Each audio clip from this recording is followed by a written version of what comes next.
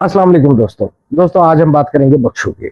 बख्शू एक ऐसा करेक्टर जो हर वक्त तैयार है, हर किसी के लिए तैयार है, कोई भी काम करने के लिए। ये ना दिन देखता है ना रात देखता है, ना ये देखता है कि असाइन किया हुआ काम इसकी जिम्मेदारी है या नहीं है, ना ये देखता है कि इसके अंदर कितनी एनर्जी पड़ी है, ना ये देखता है कि इसके अपने कितने पेंडिंग टास्क हैं येट टू बी डन, और ये चल पड़ता है ये काम करने के लिए। दोस्तों ये बख्शू आपके इर्द गिर्द तो मौजूद है सो है। कभी शीशे में, आईने में, गिरेबान में झांकिएगा कि कहीं ये बख्शू आपकी अपनी जात के अंदर तो मौजूद नहीं है, क्योंकि बख्शू कोई शख्स नहीं है, ये एक बिहेवियर का नाम है, which is people pleasing behaviour, which is a very fatal form of self defeating behaviour. दोस्तों पीपल प्लीजिंग बिहेवियर के लोग बजाय बहुत नाइस होंगे, बहुत कोऑपरेटिव होंगे, बहुत हेल्पफुल होंगे, लेकिन डीप इनसाइड जब भी आप इनका एनालिसिस करेंगे ये फ्रस्ट्रेटेड होंगे, ये ओवरबर्डन होंगे, इनकी सेल्फ रिस्पेक्ट कंप्रोमाइज हो रही होगी। और दोस्तों आप इनको नोट कीजिएगा कि इमोशनली एग्जॉस्टेड इस हद तक होंगे कि बर्नआउट सिचुएशन तक पहुंचे होंगे।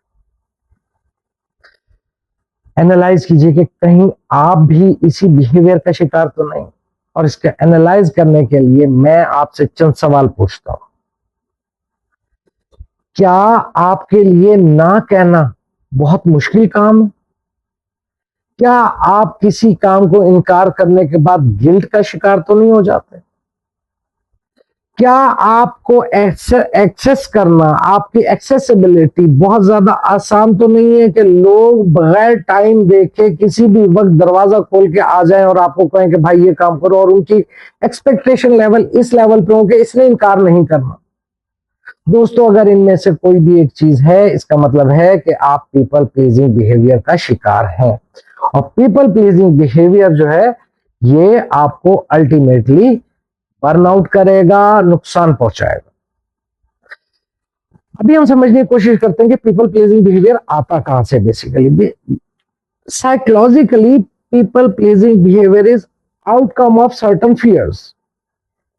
नंबर एक, फियर ऑफ रिजेक्शन।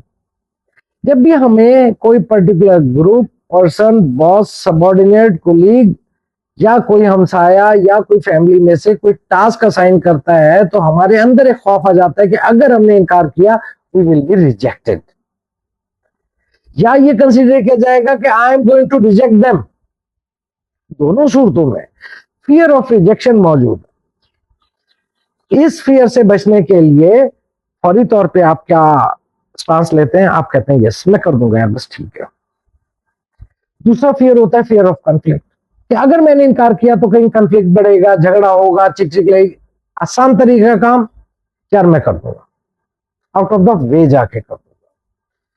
तीसरा फियर होता है फियर ऑफ डिसलाइकिंग, कि अगर मैंने इनकार किया तो ये मुझे नापसंद करना शुरू कर देंगे। अब ये जब नापसंद करना शुरू कर देंगे तो ये एक और फियर है। इससे बचने के लिए फिर अगेन आप क्या कहते हैं? कंप्रोमाइज करते हैं। कंप्रोमाइज कितना करते हैं? अच्छा यार मैं कर दूंगा। दोस्तों अपनी जात को एनालाइज कीजिए सबसे पहले कि क्या आप इस बिहेवियर का शिकार तो नहीं। अपनी जात के एनालिसिस के लिए क्या आप आसानी से ना कह सकते हैं? क्या आपको शर्मिंदगी तो नहीं होती किसी को ना कहते हो? और ये सब काम करने के लिए आसान तरीन हल कतई तौर पे ये नहीं है कि हम खुद गर्ज हो जाए। इसका आसान हल बिल्कुल ये नहीं है कि हम रूड हो जाए। इसका आसान हल ये नहीं है कि हम दूसरों की डिसरिस्पेक्ट शुरू कर पाए। दोस्तों इसके लिए टैक्टफुली हमें चलना पड़ेगा। सबसे पहले हमें इन फियर्स से बाहर आना पड़ेगा। Fear of rejection. Fear of rejection, क्या मेरे ना करने से लोग मुझे छोड़ जाएंगे?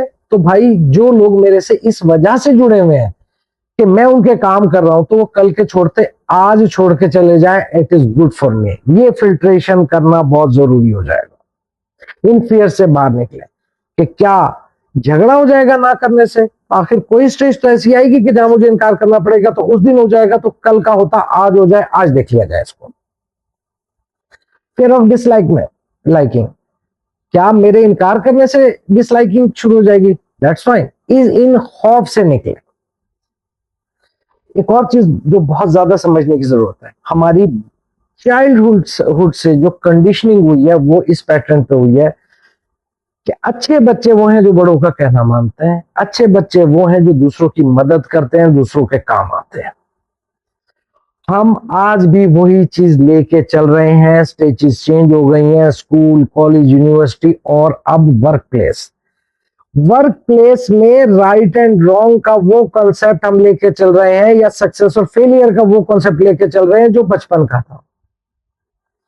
क्या बचपन का वही मेयार, वही पैमाना, वही कसौटी आज भी एप्लीकेबल है? कतई तौर पे नहीं। इस बात को समझने की जरूरत है कि यहां अच्छा बच्चा वो नहीं है जो काम को इनकार नहीं करता, अच्छा बच्चा वो है जो अपना काम खुद कंप्लीट कर लेता है।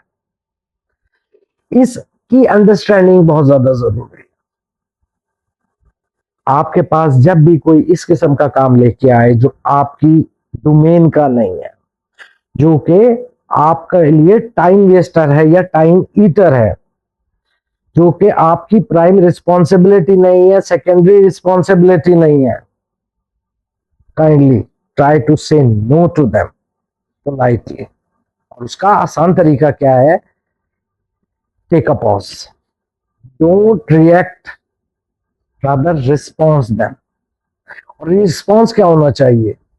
एक पॉज होना चाहिए, एक पॉज के बाद let me check, I will let you know. इस किस्म के फ्रेजेस से आप इनकार करना सीखें, पोलाइटली इनकार करना सीखें और ग्रो करें।